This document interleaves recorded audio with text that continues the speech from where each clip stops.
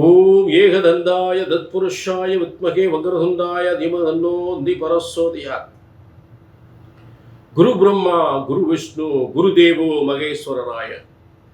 Next gen நேர்கள் அனைவருக்கும் கோடான கோடி நமஸ்காரங்களை தெரிவித்துக் கொள்கிறேன். இந்த நிகழ்ச்சிக்கு ஆதரவு தந்த உங்கள் அனைவருக்கும் மீண்டும் பல கோடான கோடி நன்றிகளையும் தெரிவித்துக் கொள்கிறேன். தொடர்ந்து ஆதரவு தாருங்கள். தொடர்ந்து எல்லாருக்கும் சப்ஸ்கிரைப் பண்ணுங்க, ஷேர் பண்ணுங்க. நிகழ்ச்சிக்கு ஆதரவு கொடுத்தவங்க உங்கள் அனைவருக்கும் மீண்டும் நன்றி தெரிவித்துக் கொண்டு, இப்போ பங்குனி மாத பலன்கள், அதாவது தமிழ் மாதம் சித்திரை முதல் பங்குனி வரை. அப்போ இந்த தமிழ் வருடத்தின் இறுதி மாதம் பங்குனி மாதம், தமிழ் வருடத்தின் இறுதி மாதம், விசுவாச ஆண்டின் இறுதி மாதம் முடிவடை போகின்றது. இந்த பங்குனி இறுதி மாதத்தில் என்ன ஒரு விசேஷமான ஒரு அமைப்பு நடந்திருக்கிறது அப்படின்னு பார்த்தோம்னா, காலப்புருஷ தத்துவத்துக்கும் 12ஆம் இடம்,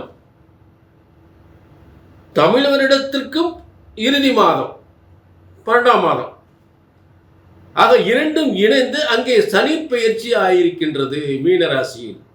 காலப்புருஷ தத்துவத்துக்கும் 12ஆம் இடம் மீனராசி. ஆக தமிழ் வருடத்திலும் 12வது மாதம் அந்த மீனராசி. இந்த இரண்டு விதமான அமைப்புகளில் அங்கே அந்த மீனராசியில் இந்த பங்குனி மாதத்தில் சனி பகவான் அங்கே பெயர்ச்சி அடைந்திருப்பதுதான் அதற்குரிய சிறந்த பலன்கள். சித்தர்கள் முனிவர்கள் சொன்ன முறைப்படி இங்கே உங்களுக்கு பலன்கள் வழங்கப்படுகின்றன. பிரம்மனால் உங்கள் தலையெழுத்து எழுதப்பட்டிருக்கின்றது என்பதை மட்டும் மறந்து விடாதீர்கள். பிரம்மனால் உங்கள் ஒவ்வொருவரின் தலையெழுத்து கர்ம வினைப்படி உங்கள் யோகங்கள், உங்கள் பிறப்பின் யோகங்கள் பிரம்மனால் எழுதப்பட்டிருக்கிறது என்பதை மறந்து விடாதீர்கள். ஆக ஜோதிட சாஸ்திரம் பிரம்மனால் படைக்கப்பட்டது. ஒரு ஜோதிடத்தின் பலன் அல்லது நான் சொல்லக்கூடிய பலன் சரியா நடக்கல அப்படின்னு ஒன்றும் உங்க ஜாதகம் தப்பா இருக்கணும், இல்லாட்டி ஜோசியர் நான் தப்பா இருக்கணும். அந்த தவறு இங்க ஒருபோதும் வரக்கூடாது. புரிஞ்சுட்டீங்களா? ஒருபோதும் வரக்கூடாது. கல்யாணமா சொன்ன மாசம், வேலையா சொன்ன மாசம், புத்திர பாக்கியமா சொன்ன மாசம், சொத்து சுகமா சொன்ன மாசம் நடக்கணும், நடந்தே ஆகணும். இது பிரம்மசாஸ்திரம். பிரம்மனால் படைக்கப்பட்ட ஜோதிட சாஸ்திரம் ஒருபோதும் தப்புவதில்லை, தவறுவதில்லை.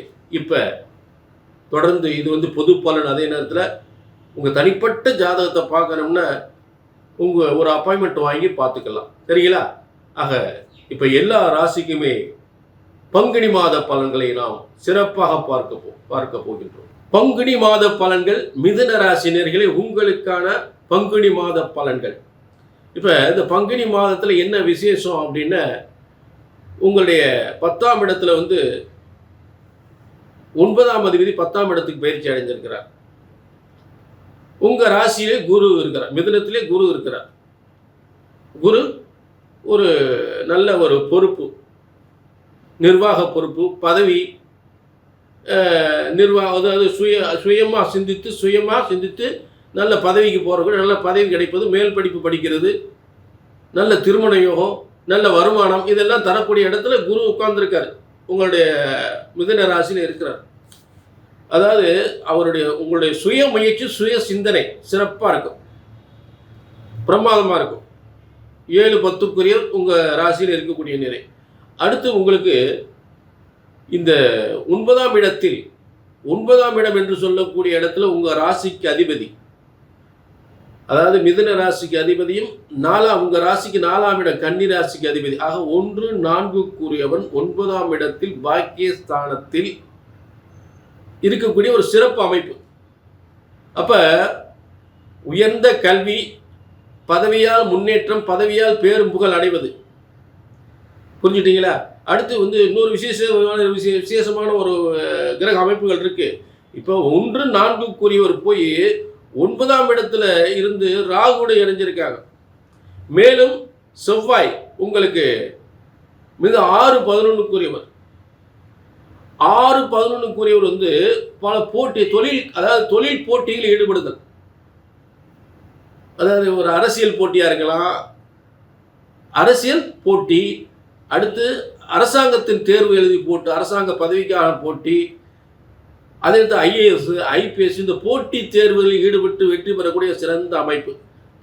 போட்டிகளில் ஈடுபட்டு வெற்றி பெறக்கூடியவன் இந்த செவ்வாய். கல்வியின் மூலம் வெற்றி பெறக்கூடியவன் புதன். ஆக அதே நேரம் ராகு உயர்ந்த பதவியின் மூலம் பேரும் புகழும் கொடுக்கக்கூடியவன். வேற இன ஜாதி மக்களால் நன்மைகளை தரக்கூடியவன். அதாவது வெளியூர், வெளிநாடு, வெளிமாநிலங்களில் சென்று உயர்ந்த கல்வியை கற்கக்கூடிய யோகத்தை தரக்கூடியவன் ராகு. புரிஞ்சுட்டீங்களா? ஆக இப்படிப்பட்ட அதே நேரத்தில் மருத்துவத்தில் ஒரு சாதனை, அரசியலில் சாதனை, அரசாங்கத்தில் உயர் பதவி, இதெல்லாம் தரக்கூடிய இடத்துல உங்களுக்கு மிதுனத்துக்கு ஐந்தாம் அதிபதி என்று சொல்லக்கூடிய 12ஆம் அதிபதி என்று சொல்லக்கூடியவனும் எங்கே உட்கார்ந்துருக்காங்க? ஒரு 10ஆம் இடத்துல. 5, 12க்குரியவன் சுக்கிரன். அவர் போய் 10ஆம் இடத்துல உட்கார்ந்துற மேல அந்த 10ஆம் இடத்துல சூரியன், சுக்கிரன், சனி. அப்ப அரசாங்கத்தில் இருக்கிறதுலே உயர்ந்த பதவி, இருக்கிறதுலே அரசாங்கத்தில் உயர்ந்த பதவி இருக்கும்ல, அந்த பதவியெல்லாம் நிச்சயமா கிடைக்கும். அரசியலில் இருந்த மிகப்பெரிய பதவி கிடைக்கும்.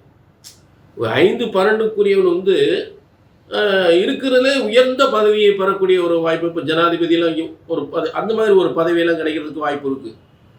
ஒரு சுப்ரீம் கோர்ட்டில் உயர்ந்த, அதாவது ஒரு சுப்ரீம் கோர்ட் நீதிபதி, ஹைகோர்ட் நீதிபதி, இப்படி உயர்ந்த ஒரு அதே மாதிரி பார்த்தீங்கன்னா ஒரு பேங்க் எடுத்துக்கிட்டிங்கன்னா இருக்கிறதுலே அந்த ஹை போஸ்டிங் இருக்கும். அதாவது தமிழ்நாடு இருக்கிற அனைத்து வங்கிகளுக்கும் உயர்ந்த அதிகாரி அப்படின்னு சொல்லக்கூடிய ஒரு நிலை, அந்த போஸ்டிங். அதே மாதிரி ஜெனரல் மேனேஜர், இந்த மாதிரி பெரிய பெரிய பதவிகள்லாம் கிடைக்கிறதுக்கு வாய்ப்புகளை கொடுக்கும் உங்களுக்கு. புரிஞ்சுட்டீங்களா?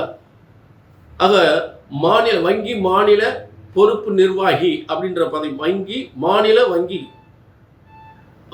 வங்கி பொறுப்பு நிர்வாகி அப்படின்னு சொல்லக்கூடிய பதவி, இப்படியெல்லாம் நிறைய கிடைக்கிறதுக்கு வாய்ப்பு. ஏன்னா சுக்கிரன் பொருளாதார குருன் வீட்டில் இருக்கிறதுனால இந்த வங்கி, பேங்க் சம்பந்தப்பட்டதுக்கெல்லாம் பதவி கொடுக்கக்கூடியவர்.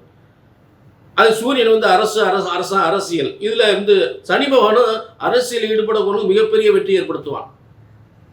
அரசியல்ல சனி பகவான் தர்ம கர்மாதிபதி யோகம் பெற்று மக்களுக்கு சேவை செய்யக்கூடிய பதவி தரக்கூடியவன் சனி பகவான். இத்தனை சிறப்பு அம்சங்கள் மிதுன ராசிக்கு உண்டு.